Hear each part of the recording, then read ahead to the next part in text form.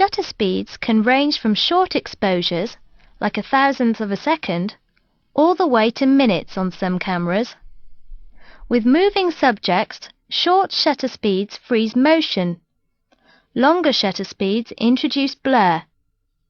In very long exposures, typically made with the aid of a tripod, moving objects like cars and people can disappear altogether.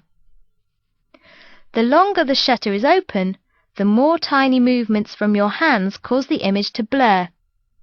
This is known as camera shake. The effect is proportional. The longer the focal length of the lens, the smaller the angle of view, so hand movement is magnified. A 30mm wide-angle lens should be used at a 1/30th of a second or less to avoid camera shake.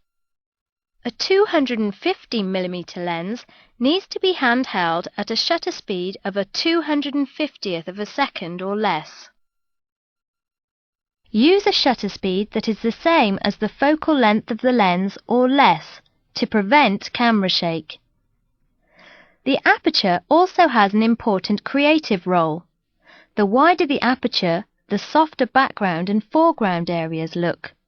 This effect, known as depth of field, means focusing becomes more critical as wide apertures are used.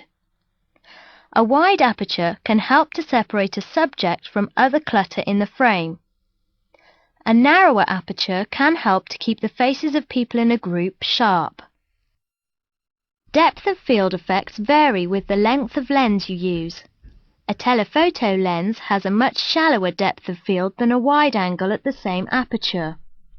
So if you're struggling to keep various parts of an image sharp, you could switch to a wider lens.